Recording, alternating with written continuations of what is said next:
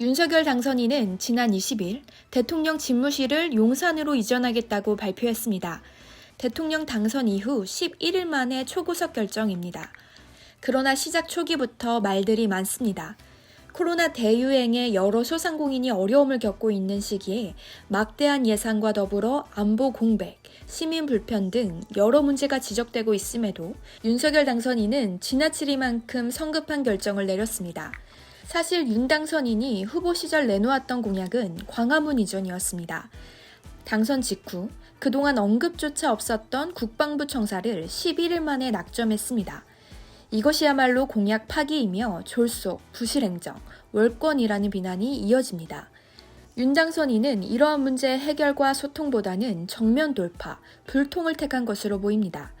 하지만 과연 현재 시기를 고려할 때 지금이 정말 이럴 때인지 되묻고 싶습니다. 일단 민생 현안이 급선무입니다. 코로나 누적 확진자가 1천만 명을 육박했습니다. 최근 한 달 새 사망자는 8천 명에 육박하고 있는 상황입니다. 소상공인들의 피해는 또 어떻겠습니까? 그런데 이 상황에 1조 가까운 예산을 들여 집무실을 이전하겠다는 당선인. 이 돈이면 수천 명의 소상공인을 넉넉히 돕고도 남는 금액입니다. 국제 정세는 또 어떻습니까?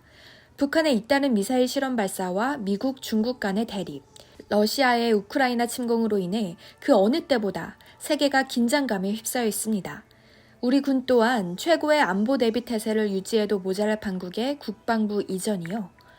더불어민주당 윤호중 비대위원장은 국가 안보에 위해를 가하고 시민의 재산권을 침해하는 졸속과 날림의 집무실 이전 계획을 즉각 철회해야 할 것이라며 부디 냉정을 되찾고 국민 불안을 덜어주길 바란다고 촉구했습니다. 청와대에서도 사실상 제동을 걸었습니다. 문재인 대통령은 22일 헌법이 대통령에게 부여한 국가 원수이자 행정수반, 군 통수권자로서의 책무를 다하는 것을 마지막 사명으로 여기겠다며 특히 국가 안보와 국민 경제, 국민 안전은 한순간도 빈틈이 없어야 한다. 사실상 용산 이전에 대한 반대 입장을 내비쳤습니다. 언론에서는 이러한 청와대 의견에 신구 권력 간 갈등이라는 새로운 프레임을 덧입혀 기사를 쏟아내고 있습니다. 시작부터 갈등을 초래한 윤 당선인의 리더십에 의구심을 표하는 사람들도 늘어나고 있습니다.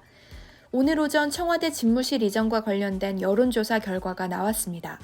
국민 10명 중 6명이 이전을 반대하고 있다는 결과입니다. 국민의힘 지지자들 또한 무려 60%가 넘는 반대 의견을 내비쳤습니다.